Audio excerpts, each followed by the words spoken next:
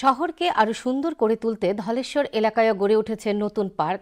আগরতলা পৌর নিগমের পূর্ব জোনের পশ্চিম নম্বর ওয়ার্ডের দেবেন্দ্র রোড এলাকায় আজ এই পার্কের ভিত্তিপ্রস্তর স্থাপন ও ভূমি পূজন করা হয়। উপস্থিত ছিলেন রাজ্যসভার সাংসদ রাজীব ভট্টাচার্য, মেয়র দীপক মজুমদার, স্থানীয় কর্পোরেটর সীমা দেবনাথ সহ আরও অনেকে।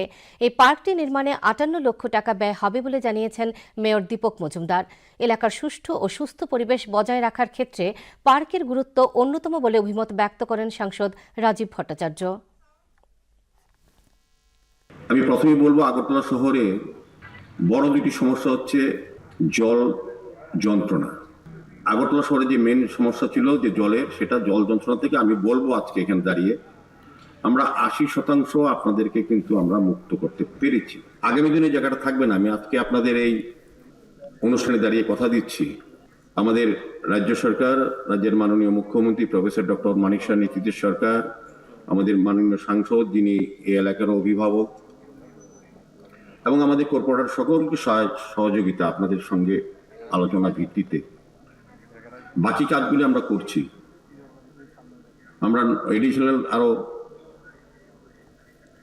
3টে আধুনিক পাম্প আমরা বসানোর চেষ্টা করছি, এর মধ্যে হয়ে যাবে, টেন্ডার হয়ে গেছে।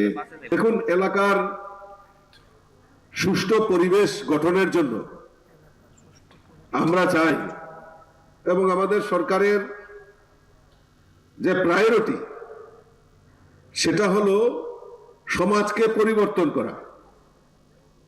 আমাদের সরকার শুধু ক্ষমতার পরিবর্তন নয়, এই সমাজকে পরিবর্তনের জন্য আমাদের সরকার বদ্ধপরিকর।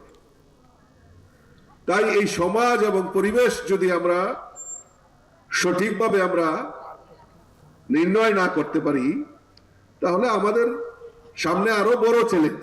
পরিকাঠামো উন্নয়ন, এখানে জলের ব্যবস্থা, তো এখানে যাতে ইউরিন পয়েন্ট এখানে রাখা হয়, অর্থাৎ এই যে এইটাকে নির্ভর করে এলাকায় সুষ্ঠু পরিবেশ নির্মাণ হোক, এটা আমরা এলাকার মানুষ হিসাবে চাই।